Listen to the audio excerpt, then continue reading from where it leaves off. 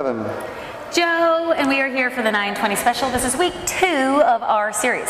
So what we worked on in week 2 was closed position connection. So first we had the follows not use their arms.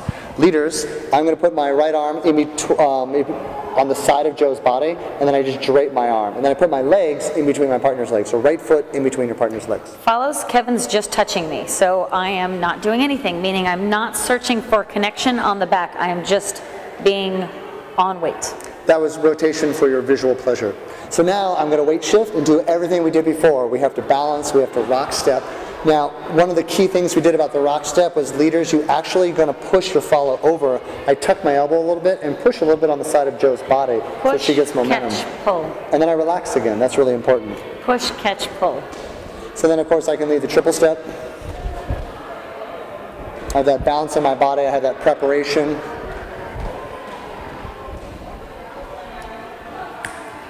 We also briefly reviewed open position, and the thing we added in from last week was traveling from place to place. So I start in A, Kevin's in B, and he moves me to C.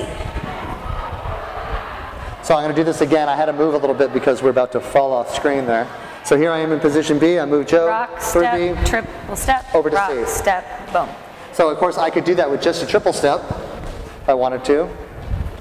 I could do that with a rock step and a triple step, ending with a rock step and another triple step. Or of course I could just go a rock step and a triple followed by a triple.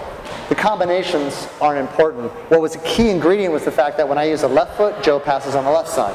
When Kevin uses his right foot, he passes me on the other side. The right foot, the right side, the left foot, the left side. The last key ingredient about that, leaders, is that as Kevin switches places with me, he absorbs my frame instead of dragging me around the front of him. So we'll do it one more time and watch his elbows go behind his body. And absorb, rock, boom. So the elbows go behind. And then the last component we worked on in closed position was the follows, just using their arms from the elbow. Ta-da! And then we connect. Now we're going to rotate a little bit so you can see the connection points. So I'm connecting via Kevin's elbow.